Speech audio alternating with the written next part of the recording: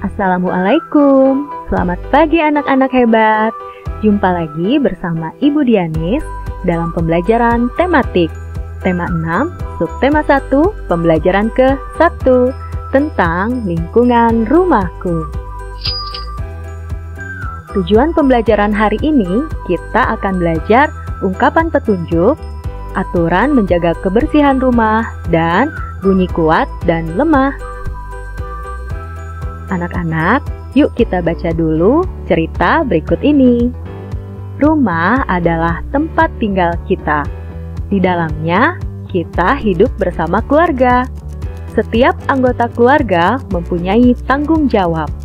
Kerjasama menjaga kebersihan rumah adalah tanggung jawab setiap anggota keluarga. Kebersihan pangkal kesehatan. Jika demikian, rumah menjadi nyaman bagi kita. Rumah yang bersih membuat kita terhindar dari penyakit. Rumah yang sehat membuat kita betah di dalamnya. Kita bersyukur memiliki rumah yang bersih, sehat, dan nyaman. Anak-anak perhatikan ya, lingkungan rumahnya begitu bersih, asri, dan nyaman. Anak-anak pasti senang tinggal di rumah yang nyaman seperti ini. Selain membuat nyaman, orang yang tinggal di dalamnya juga akan selalu sehat. Bekerja sama membersihkan rumah. Ayah dan ibu sedang membersihkan rumah. Ibu menyapu dan mengepel lantai. Ayah memotong tanaman dan menyapu halaman. Dayu ingin ikut membantu ayah dan ibu. Apakah kalian semua suka bekerja sama di rumah? Apa yang bisa kalian lakukan? Nah, anak-anak harus rajin ya bekerja sama membersihkan rumah supaya rumahnya selalu bersih dan sehat. Perhatikan percakapan Ibu dan Dayu berikut ini. Ibu, bolehkah Dayu membantu? Tentu boleh, Dayu. Tolong Dayu lap jendelanya ya. Iya, Bu. Tapi bagaimana caranya, Bu? Coba perhatikan petunjuk ibu ya. Kita simak petunjuk ibu yuk. Lap kain dibasahi dengan air terlebih dahulu. Lalu gosokkan air itu ke kaca. Setelah itu keringkan dengan kertas koran. Nah, ini adalah ungkapan petunjuk untuk membersihkan jendela. Setelah dilap, kaca pun menjadi bersih dan mengkilat. Mereka bekerja dengan gembira. Mereka ingin rumahnya menjadi bersih dan sehat. Nah, anak-anak juga bisa lakukan di rumah ya, seperti yang Dayu lakukan. Pada cerita tadi terdapat ungkapan petunjuk. Ungkapan petunjuk digunakan untuk memberitahu cara melakukan sesuatu. Nah, ungkapan petunjuk pada cerita tadi adalah lap kain dibasahi dengan air terlebih dahulu, lalu gosokkan air itu ke kaca, setelah itu keringkan dengan kertas koran. Nah, ini adalah ungkapan petunjuk yang disampaikan oleh ibu kepada Dayu. Lalu bagaimana ciri-ciri ungkapan petunjuk? Yang pertama, ungkapan petunjuk disusun secara urut, dari awal sampai akhir. Yang kedua, kalimat petunjuk menggunakan kalimat perintah yang halus. Dan yang terakhir, bahasanya jelas dan mudah dipahami. Nah, anak-anak, ayo kita mengamati, beri tanda checklist pada kalimat yang merupakan ungkapan petunjuk. Ayo kita baca yang pertama, setiap hari ibu membersihkan rumah. Menurut anak-anak, kalimat nomor 1 ungkapan petunjuk atau bukan ya? Kalimat nomor 1 adalah kalimat pemberitahuan, bukan merupakan kalimat petunjuk. Yang kedua, cucilah tangan dengan sabun. Nah, ini merupakan kalimat petunjuk. Yang ketiga, ayah membuang sampah di tempatnya. Ini merupakan kalimat pemberitahuan. Yang keempat, sikat gigi setelah makan dan sebelum tidur.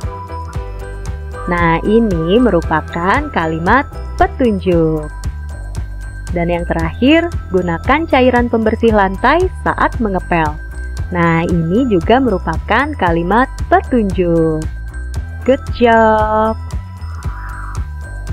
Ayo kita amati gambar berikut ini dan bandingkan. Rumah manakah yang lebih nyaman untuk ditinggali? Rumah A atau rumah B?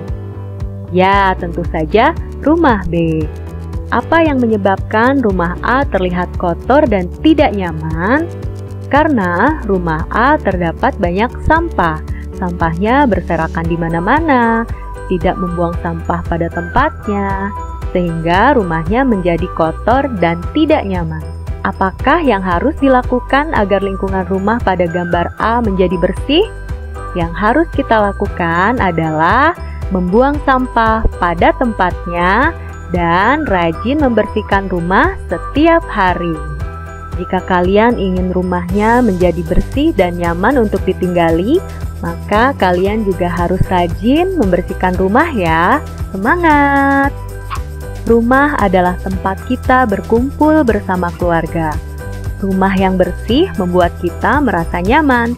Kebersihan rumah tanggung jawab semua anggota keluarga. Saat di rumah, kita harus mengikuti aturan rumah. Jika aturan dilanggar, suasana rumah jadi tidak nyaman. Nah, apa saja sih aturan menjaga kebersihan rumah? Yang pertama, membuang sampah pada tempatnya. Anak-anak harus selalu lakukan ya.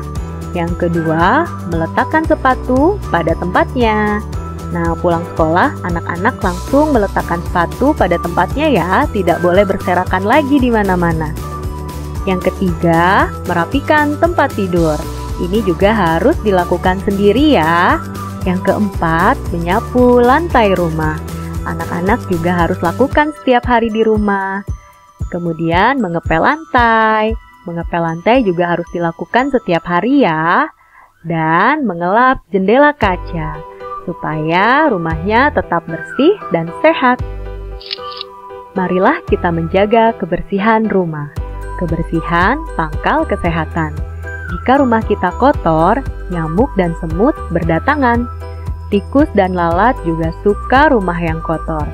Rumah yang kotor menjadi sarang penyakit, seperti diceritakan lagu berikut ini. Nah, anak-anak, yuk kita simak lagu berikut ini, nyanyikan bersama teman-temanmu. Lagu ini berjudul Si Nyamuk Nakal ciptaan Papa T-Bob. Yuk kita nyanyikan bersama-sama. Banyak nyamuk di rumahku, gara-gara aku malas bersih-bersih. Banyak semut di rumahku, gara-gara aku malas bersih-bersih. Banyak tikus di rumahku, gara-gara kamu malas bersih-bersih. Banyak lalat di rumahku, gara-gara kamu malas bersih-bersih. Nyamuk-nyamuk nakal, semut-semut nakal, sukanya menggoda aku. Tikus-tikus nakal, lalat-lalat nakal, sukanya membikin kotor.